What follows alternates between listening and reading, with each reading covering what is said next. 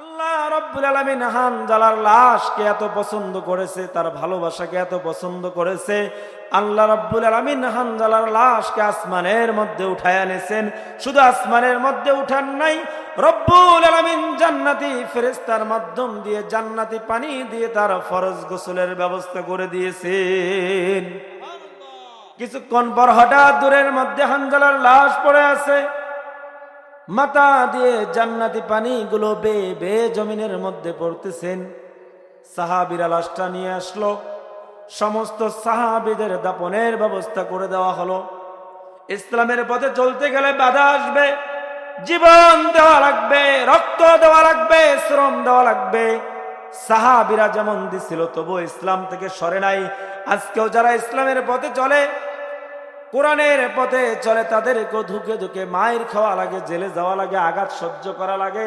হাজারো আঘাত আসার পরও মানুষ কোনোদিন ইসলাম থেকে সরে যাবে না। এবং মানুষদেরকে রাস্তা দেখিয়ে দিচ্ছেন আল্লাহ নিজেই। এই নবীর মাধ্যমে আল্লাহ রাব্বুল আলামিন গোটা দুনিয়ার মানুষদেরকে রাস্তা দেখিয়ে দিয়েছেন।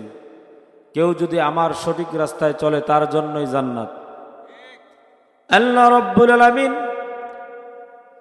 দুনিয়ার মানুষদের জন্য সবচেয়ে উত্তম রাস্তা দেখিয়ে দিলেন। রব্বুল আলামিন কোরআনুল কারীমের মধ্যে বলে দিলেন, ইহদিনাস সিরাতাল মুস্তাকিম। দুনিয়ার মধ্যে আমি এমন একটা পথ তোমাদের জন্য দিয়ে দিলাম, যেই পথে তোমরা চললে দুনিয়ার কোনো পথের মধ্যে বাধা আসবে না। যেই পথ তোমাদেরকে দিয়ে দিলাম, এই পথের মধ্যে তোমরা যদি চলতে পারো, দুনিয়ার মধ্যে শান্তি, আখিরাতের মধ্যে শান্তি পাওয়া যাবে। এই পথের মধ্যে সাহাবীরা চলছিল। আল্লাহ রাসূলের জামানায় সাহাবীরা আল্লাহর পথে চলতে যে হাজারো বিপদ, হাজারো মুসিবত আসতো, তবুও সাহাবীরা পিছপা হতো না। ওই জামানার মধ্যে সাহাবীদের জুলুম নির্যাতন যখন আল্লাহ রব্বুল আলামিনের পথের মধ্যে চলা শুরু করে দিলেন, আল্লাহর পথে চলতে যেয়ে সাহাবীদের উপর জুলুম, অত্যাচার, নির্যাতন আসা শুরু করে দিল, তবু সাহাবীরা আল্লাহর উপর তাওয়াক্কুল করে আল্লাহর রাস্তায় চলতেন। কোন সময় কোন সাহাবী আল্লাহ রাস্তা থেকে পিছপা হন নাই। কারণ আল্লাহ রব্বুল আলামিন যেই রাস্তা মানুষদেরকে দেখে দিয়েছেন, ওই রাস্তায় চললে শুধু শান্তি পাওয়া যায়, অন্য কোন রাস্তায় চললে মানুষের শান্তি পাওয়া যাবে না। দুনিয়ার মধ্যে অনেক দল আছে, অনেক মত আছে, অনেক চলার রাস্তা আছে, শান্তি তালাশ করে পায় না। কিন্তু রব্বুল আলামিন এমন একটা ধর্ম দিয়েছেন, এমন একটা গ্রন্থ আল কোরআন দিয়েছেন, কেউ যদি তার জীবনের মধ্যে প্রত্যেকটা স্থানের মধ্যে কোরআন দিয়ে জীবন চালায়, রব্বুল আলামিন প্রত্যেকটা জায়গার মধ্যে তার রহমত দিয়ে ভরপুর করে দেন। দুনিয়ার মধ্যে যারা ইসলাম অনুযায়ী জীবন চালাবে, কোরআন অনুযায়ী জীবন চালাবে, আল্লাহকে রব বলে স্বীকার করবে, কোরআন অনুযায়ী জীবন চালাইতে যে বাধা আসবে, জুলুম আসবে, রব্বুল আলামিন জানিয়ে দিলেন, দুনিয়ার মধ্যে যদি কেউ কোরআন দিয়ে জীবন চালায়, যদি কোরআন দিয়ে সমাজ চালায়, রাষ্ট্র চালায়, আপনার ওপর জুলুম আসবে, বাধা আসবে, নির্যাতন আসবে, তবু আল্লাহ রব্বুল আলামিন আপনাকে হেফাজতের দায়িত্ব দিয়ে দিলেন। আল্লাহ রব্বুল আলামিন কোরআনুল কারীমের আরেক জায়গায় জানিয়ে দিলেন, ইন্নাল্লাযীনা ক্বালু রাব্বুনাল্লাহু ثم استقاموا تتنزل عليهم الملائكة ألا تخافوا ولا تحزنوا وأبشروا بالجنة।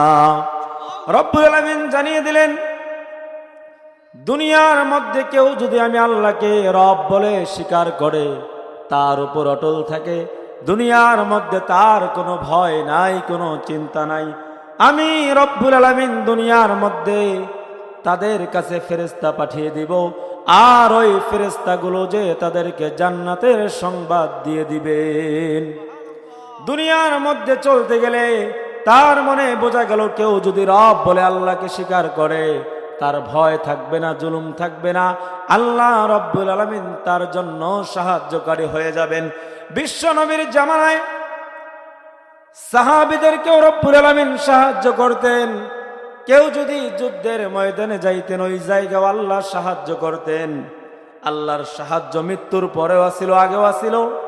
সাহাবীরা উহুদের যুদ্ধের জন্য যখন উহুদের যুদ্ধের দামামা বেজে উঠল, একজন একজন করে সাহাবী যুদ্ধের জন্য নিয়োগ করা শুরু করে দিলেন।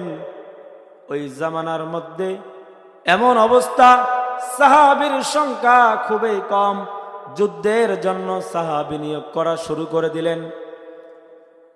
সাহাবী নিয়োগ করতে গিয়ে হানজালা রাদিয়াল্লাহু তাআলা আনহু, ওই সময় তার নতুন বিবাহর সময়, তার স্ত্রী নিয়ে বাসর রাত। আল্লাহ রাসূল নিজেই বললেন, ও হানজালা, তোমার যুদ্ধের ময়দানে যাওয়ার কোনো দরকার নাই, তুমি তোমার স্ত্রী নিয়ে বাসার মধ্যে থাকো, আজকে তোমার একটা দামি রাত। সমস্ত সাহাবীদেরকে নিয়ে যুদ্ধের ময়দানের মধ্যে চলে গেলেন। যুদ্ধ চলতেছে, হঠাৎ করে রাতের মধ্যে হানজালার গোসল ফরজ হয়ে গেল। হানজালা গোসল করার জন্য চলে গেলেন। হঠাৎ করে কে যেন আওয়াজ দিল, হানজালা তুমি ঘুমাইতেছ, নতুন স্ত্রী পেয়ে আনন্দ ফুর্তি করতেছ। এদিক দিয়ে উহুদের ময়দানের মধ্যে রাসূল দুনিয়ার মধ্যে নাই, শহীদ হয়ে চলে গেছেন। হানজালা গোসল বাদ দিয়ে দিলেন। যেই রাসূলের জন্য দুনিয়ার মধ্যে জীবিত আছি, যেই রাসূলের জন্য এত কিছু এত ভালোবাসি, সেই রাসূল যদি দুনিয়ার মধ্যে না থাকে, কার জন্য গোসল করব, কার জন্য সংসার করব? হানজালা এবার চিন্তা করলেন। নতুন স্ত্রীকে ডাক দিয়ে বললেন, ও বিবি আমার, দুনিয়ার মধ্যে যার জন্য এত কিছু করি, শুনলাম সেই রাসূল নাকি উহুদের যুদ্ধের ময়দানে শহীদ হয়ে গেছে। ও বিবি আমার, আমার তরবারিটা দাও, আমার ঢালটা দাও, আমি যুদ্ধের ময়দানের মধ্যে চলে যাব। স্ত্রী ডাক দিয়ে বলে, স্বামী আমার, আপনার তো গোসল ফরজ হয়ে গেছে, আপনি গোসল করে তারপর চলে যান। হানজালা কথা শুনে নাই নবীর এমন পাগল, ঢালটা নিয়ে তরবারিটা নিয়ে স্ত্রীর কাছে বিদায় নিয়ে চলে যাইতেছেন বাসর রাত। যুদ্ধের ময়দানে চলে গেলেন। যুদ্ধ করতে করতে এক পর্যায়ে হানজালা দুনিয়া থেকে বিদায় নিয়ে আল্লাহর মেহমান হয়ে দুনিয়া থেকে চলে গেলেন। হানজালা যখন চলে গেলেন, যুদ্ধ থেমে গেল। বিশ্ব নবী অসুস্থ অবস্থায় পড়ে আছেন। উহুদের যুদ্ধের ময়দানের মধ্যে বিশ্ব নবীর মাথার মধ্যে হেলমেট ভেঙে ঢুকে গেছেন। শরীরের মধ্যে রক্তের আঘাতের অভাব নাই, এত আঘাত পাইছিল বিশ্ব নবী। বিশ্ব নবীও অসুস্থ হয়ে পড়লেন। সাহাবীরা তাকে একটা সুরক্ষা জায়গায় নিয়ে গেলেন। যাওয়ার পর এবার বিশ্ব নবী বললেন, ও সাহাবীরা আমার, দেখো উহুদের যুদ্ধের মধ্যে কোন কোন সাহাবী আমার আল্লাহর মেহমান হয়ে চলে গেছে। সাহাবীরা খোঁজ করা শুরু করে দিলেন। একজন একজন করে সাহাবী খুঁজে খুঁজে যখন সাহাবীদেরকে নিয়ে এক জায়গার মধ্যে জড়ো করতেছেন, হানজালার লাশ ওই জায়গার মধ্যে নাই। হানজালার স্ত্রী পদ্মার শহীদ রাসূলের সামনে সে হাজির হয়ে গেলেন। রাসূলকে সালাম দিয়ে বলেন, ইয়া রাসূলুল্লাহ, ইয়া হাবিবাল্লাহ, আমি আপনার প্রিয় সাহাবী হানজালার স্ত্রী। আমার স্বামী বাসর রাতের মধ্যে কে যেন খবর দিল, যুদ্ধের ময়দানে রাসূল দুনিয়ার মধ্যে নাই, চলে গেছে। আমার স্বামী যুদ্ধের ময়দানের এর মধ্যে ঢাল তরবারি নিয়ে চলে আসছেন। আমার স্বামীকে তো দেখা যাচ্ছে না। যদি আমার স্বামী যুদ্ধের ময়দানের মধ্যে শহীদ হয়ে যায়, আমার স্বামীর কিন্তু শরীর নাপাক, তাকে গোসল করিয়ে যেন দাফনের ব্যবস্থা করা হয়। সমস্ত সাহাবীরা হানজালার লাশ খোঁজা শুরু করে দিলেন। উহুদের যুদ্ধের ময়দান তন্ন বিতন্ন করে, লাশ কোথাও খুঁজে পাওয়া যায় না। সবাই পেরেশান হয়ে গেলেন। ওই মুহূর্তে রব্বুল আলামিন বিশ্ব নবীর কাছে জিব্রাইলকে পাঠিয়ে দিয়া বললেন, ও নবী। জিব্রাইল ডাক দিয়ে বলেন, ও পয়গম্বর, হানজালার লাশ নিয়ে আপনার চিন্তা করা লাগবে না, গোসলের ব্যবস্থা করা লাগবে না। আপনি যে হানজালার লাশকে নিয়ে চিন্তা লাগাইছেন, আল্লাহ রাব্বুল আলামিন হানজালার লাশকে এত পছন্দ করেছে, তার ভালোবাসাকে এত পছন্দ করেছে, আল্লাহ রাব্বুল আলামিন হানজালার লাশকে আসমানের মধ্যে উঠায় এনেছেন। শুধু আসমানের মধ্যে উঠান নাই, রব্বুল আলামিন জান্নাতি ফেরেশতার মাধ্যম দিয়ে জান্নাতি পানি দিয়ে তার ফরজ গোসলের ব্যবস্থা করে দিয়েছেন। কিছুক্ষণ পর হঠাৎ দূরের মধ্যে হানজালার লাশ পড়ে আছে, মাথা দিয়ে জান্নাতি পানিগুলো বেয়ে বেয়ে জমিনের মধ্যে পড়তেছেন। সাহাবীরা লাশটা নিয়ে আসলো, সমস্ত সাহাবীদের দাফনের ব্যবস্থা করে দেওয়া হলো। ইসলামের পথে চলতে গেলে বাধা আসবে, জীবন দেওয়া লাগবে, রক্ত দেওয়া লাগবে, শ্রম দেওয়া লাগবে। সাহাবীরা যেমন দিছিল তবু ইসলাম থেকে সরে নাই। আজকেও যারা ইসলামের পথে চলে, কোরআনের পথে চলে, তাদেরকে ধুকে ধুকে মায়ের খাওয়া লাগে, জেলে যাওয়া লাগে, আঘাত সহ্য করা লাগে। হাজারো আঘাত আসার পরও মানুষ কোনোদিন ইসলাম থেকে সরে যাবে না। কেন? ইসলামের মধ্যে চলতে গেলে আপনাকে তো আঘাত সহ্য করা লাগবে। রাসূল যেমন আঘাত সহ্য করছিল,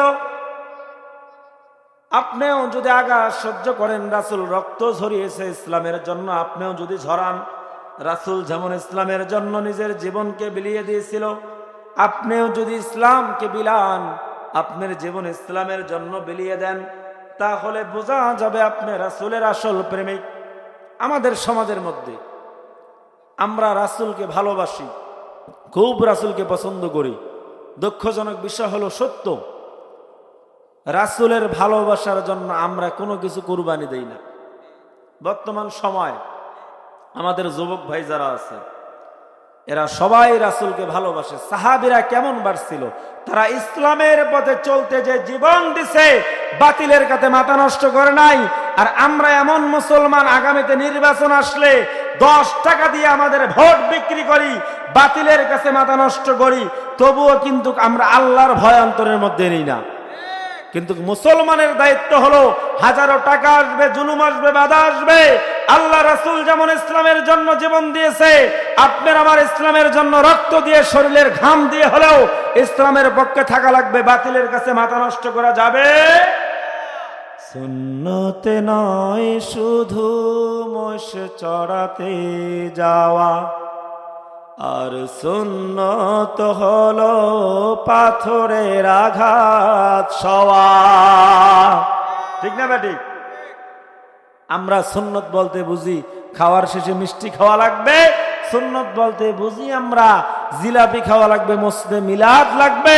যেই সুন্নতের জন্য রাসূল নিজের রক্ত ঝরিয়েছেন, নিজের ঘাম ঝরিয়েছেন, তার মাথার মধ্যে হেলমেট ঢুকে গেছিল, দাঁত মোবারক শহীদ হয়েছিল, আর সেই সুন্নতকে হাজারো যুবক আজকে জবাই করতেছে। ঠিক না বেটি? এই সমাজের অবস্থা।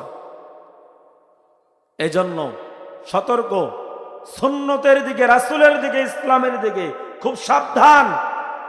আমাদের জীবন যাবে যাক, শ্রম যাবে যাক, রক্ত যাবে যাক, তবু রাসূলের সুন্নত নষ্ট করা যাবে কেন? যেই রাসূলের জন্য সাহাবীরা জীবন দিয়েছিল।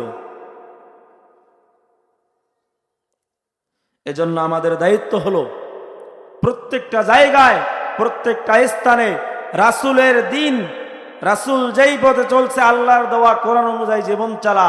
ইহদিনাস সিরাতাল মুস্তাকিম, এই পথে চলতে গেলে বাধা আসবে, জুলুম আসবে, কোনো সমস্যা।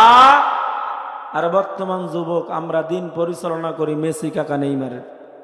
ঠিক না বেটি? আমরা দিন পরিচালনা করি বিভিন্ন দলের স্টাইল, তারা কিভাবে চলে আমাদের জীবন এইভাবে চালাইতে চাই, নায়ক কিভাবে চালায় এইভাবে চালাইতে চাই। মেয়েদের তো অবস্থা আরো খারাপ। বর্তমান ছেলে আর মেয়ে বোঝার কোনো বুদ্ধি।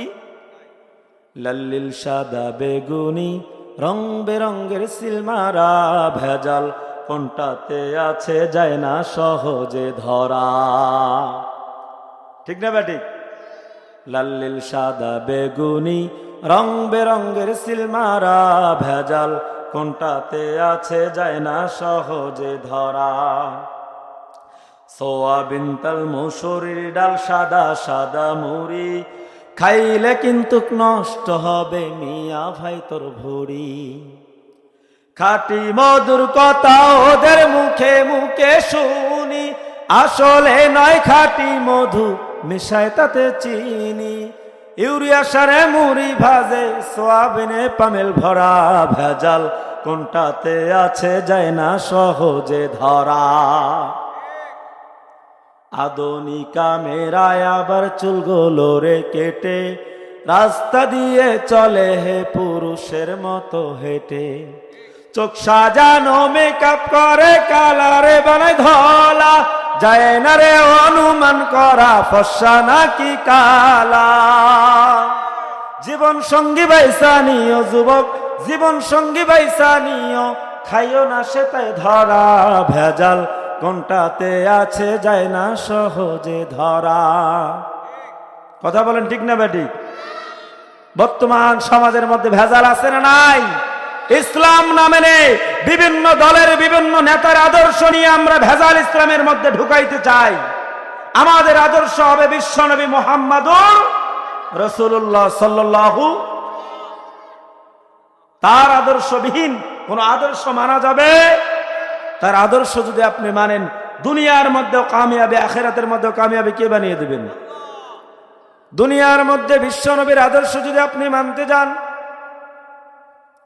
বিশ্বনবীর কেমন আদর্শ ছিল? দুনিয়ার মধ্যে বিশ্বনবী কোনোদিন কাউকে আঘাত দেয় নাই, কোনোদিন কাউকে গালি দেয় নাই। বিশ্বনবী গরিবের হক নষ্ট করে নাই, বিশ্বনবী ইতিমের হক নষ্ট করে নাই। আপনি আমি যদি সেই আদর্শ মানতে যাই, দুনিয়ার মধ্যে বিশ্বনবীর আদর্শ অনুযায়ী চলা লাগবে। বিশ্বনবীর আদর্শ বলতে আমরা বুঝি জুমার নামাজ, ঈদের নামাজ আর খবর। বিশ্বনবীর আদর্শ যদি আপনি মানতে যান, মা বাবার খেদমত নেওয়া লাগবে, সন্তানদেরকে মানুষ করা লাগবে, এলেম শিখা লাগবে। এলেম কই শিখাবেন? মাদ্রাসায় না স্কুলে? আমাদের সমাজের মধ্যে অধিকাংশ দেখা যায় যে মা বাবাকে ভাত দেয় না, আছে না নাই? মা বাবাকে ভাত দেয় না, আবার দেখবেন এরাই হুজুরের কাছে দোয়া চায়, হুজুর আমার সন্তান আমাকে ভাত দেয় না, কি করব? আপনার সন্তান ভাত দেবে কেমন করে? আম গাছ গেড়ে কেউ যদি কাঁঠালের আশা করে, কিয়ামত পর্যন্ত কাঁঠাল পাওয়া যাবে? কাঁঠাল খাইতে গেলে কাঁঠাল গাছের গাড়া লাগবে, আম গাছ গাড়লে কাঁঠাল খাওয়া যায় না। যদি সন্তানের খেদমত আপনি পাইতে চান, সন্তানকে ইলম শিক্ষা দেওয়া লাগবে। আপনি হাই স্কুল কলেজে পাঠায় সন্তানের দ্বারা খেদমত আশা করা যায় না। এজন্য যুবক ভাইয়েরা যারা আছেন, খেদমত নেওয়া লাগবে মা বাবার। জনম দুঃখিনী মা বৃদ্ধ হয়ে গেছে, মা বৃদ্ধ হয়ে গেছে, বাবাগুলোর বয়স হয়ে গেছে। আজকে যে জনম দুঃখিনী মা বাবা এত যত্ন করে তোমাকে আমাকে মানুষ করছে, এত কষ্ট করে তোমাকে মানুষ করছে, সেই মা বাবার খেদমত নেই না। একটা বার চিন্তা করেন, ঠান্ডার দিন, কনকনে ঠান্ডার রাত, সমস্ত মানুষগুলো ঘুমিয়ে গেছেন, জনম দুঃখিনী মা কিন্তু ঘুমাইতে পারে নাই। রাত 2টার সময় যখন আপনি ঘুম থেকে উঠে পেশাব করে দিছেন, ওই মা কিন্তু ঘুমটাকে হারাম করে কলিজার টুকরা সন্তানটারে জনম দুঃখিনী মা ধোয়া মুছা কোলের মধ্যে তুলে নিছে। কোনদিন মা সন্তানটারে বলে নাই, বাবা এত রাত্রে পেশাব করছো, ফেলায়া দেব। যেই মা গুলো জনম দুঃখিনী মারা 2টার সময় সন্তানকে পেশাব করলে কোলে নেয়, আবার আপনি কিছুক্ষণ পর পেশাব করে দিছেন, মা কিন্তু আপনাকে ফেলায়া দেয় নাই, আবার ধোয়া মুছায় কোলে নেয়। এত কষ্ট করে ঠান্ডার দিন জনম দুঃখিনী মা মানুষ করলো। আজকে আপনি আমি টাকার অহংকার, রক্তের গরমে সেই মাকে ভুলে যায় কি যায় না? কথা বলেন, যায় কি যায় না? জনম দুঃখিনী মাকে আমরা ভুলে যাই। একটা বার চিন্তা করেন না, আপনার ছোট্ট বাচ্চাটা মানুষ করতে যে কত কষ্ট, কত আবদার, কত যন্ত্রণা। আর যেই মা আপনাকে তো এমন ভাবে লালন করতো, যেই বাবা, বাবাদের অবস্থান, অনেক বাবা সন্তানের কাছে ভাত পায় না, সারাদিন কষ্ট করে রোদের মধ্যে, টকবগে রোদের মধ্যে ঘামগুলো বেয়ে বেয়ে জমিনের মধ্যে পড়ে। এই বাবাগুলো কষ্ট করে কামাই করে সন্তানকে খাওয়ায়, আর এই সন্তান বড় হয়ে বড় বড় ডিগ্রি নিয়ে মা বাবাকে বৃদ্ধাশ্রমে রাখে কি রাখে না? কথা বলেন, রাখে কি রাখে না? এমন সন্তান আমরা আশা করি না, এই সন্তান যদি আপনার আজকে ভেতরে ইলম থাকতো, আজকে যদি সন্তান আল্লাহ রাস্তায় চলতো, এই সন্তানের দ্বারাই কোনোদিন মা বাবাকে কষ্ট দেওয়া সম্ভব হইতো না। গভীর রাতের মধ্যে মা, সমস্ত মানুষগুলো ঘুমিয়ে গেছে, মার পেটের মধ্যে যখন আপনি আমি সব মানুষ ঘুমিয়ে গেছে, মায়ের গর্ভের মধ্যে মা ঘুমাইছে, সন্তান আপনি আমি বুঝি নাই, এমন জোরে মার কলিজার মধ্যে লাথি দিতাম, মা আল্লাহ বলে একটা চিৎকার দিয়ে ঘর থেকে বাইর হয়ে যাইত। মা দাঁতের মধ্যে কামড় দিয়ে, জিহ্বার মধ্যে কামড় দিয়ে আল্লাহ আর আকাশের দিকে তাকাইয়া ডাক দিত, মালিক হাজারো কষ্ট দাও, জুলুম দাও, সন্তান কলিজার মধ্যে লাথি মারছে, আমার তো কোনো আফসোস নাই, দুঃখ নাই, আল্লাহ তুমি আমার জীবনের বিনিময় হলেও আমার কলিজার টুকরা সন্তানটারে তুমি দুনিয়ার মধ্যে সুস্থ রাখিও। যে মামায় ছোট্ট কালে মায়ার জালে বন্দি রেখে করেছে লালন, যে মামায় ছোট্ট কালে মায়ার জালে বন্দি রেখে করেছে লালন, তুমি প্রভু তারে তোমার আরশ ছায়া দিয়ে করিও লালন,